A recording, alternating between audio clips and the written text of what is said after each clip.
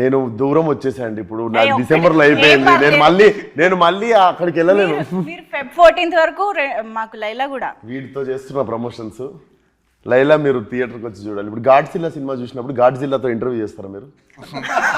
చెప్పండి, గాడ్జిల్లాని ఇట్లా టికెట్ కొనుక్కొని పోయి చూడాలి.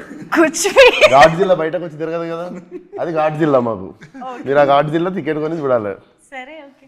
కానీ సాహు గారే విశ్వక్ని అనుకుని అప్రోచ్ అవ్వడం అనేది నాకు కొంచెం సర్ప్రైజింగ్గా ఇంట్రెస్టింగ్గా అనిపిస్తుంది. అంటే రామ్ నారాయణ్ గారు కూడా అన్నట్టు ఒక మాస్ ఇమేజ్ ఉన్న హీరో విశ్వక్ సేన్ గారు. అసలు మీకు ఆయన ఐడియా రావడం ఒక ఎత్తు, అండ్ ఆయనతో ఇది వర్కౌట్ అవుతుందని అనుకోవడం ఒక ఎత్తు. సో ఆ గట్స్ ఎక్కడి నుంచి వచ్చాయి అనేది నాకు ఇంట్రెస్టింగ్గా అనిపిస్తుంది. అంటే ఏం లేదండి, ముందు ఒక లేడీ గెటప్ వేయాలన్నప్పుడు ఆ గెటప్ వేసినప్పుడు కూడా అందంగా కనిపించాలి కదా. కరెక్టే, కానీ ఇమేజ్ అనేది ఒకటి ఉంటుంది కదా, వర్కౌట్ అవ్వకపోతే చాలా ఇబ్బంది అయిపోతుంది. అంటే లేదు, ఒక కాన్ఫిడెన్స్ అయితే మాకు ఉంది. ఏంటంటే డెఫినెట్గా అతను ఏ క్యారెక్టర్ అయినా పుల్ ఆఫ్ చేస్తాడని నమ్మకంతోనే వెళ్ళాం. As simple as that. ఎందుకంటే తను ట్రై చేయడానికి ముందు ఉంటాడు.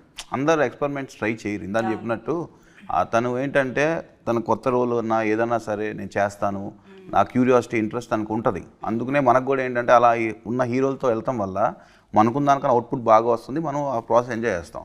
ఎందుకంటే నాకు ఆ రోజు తను చెప్పినట్టు చాలా భయపడ్డాడు యాక్చువల్గా. మేము కూడా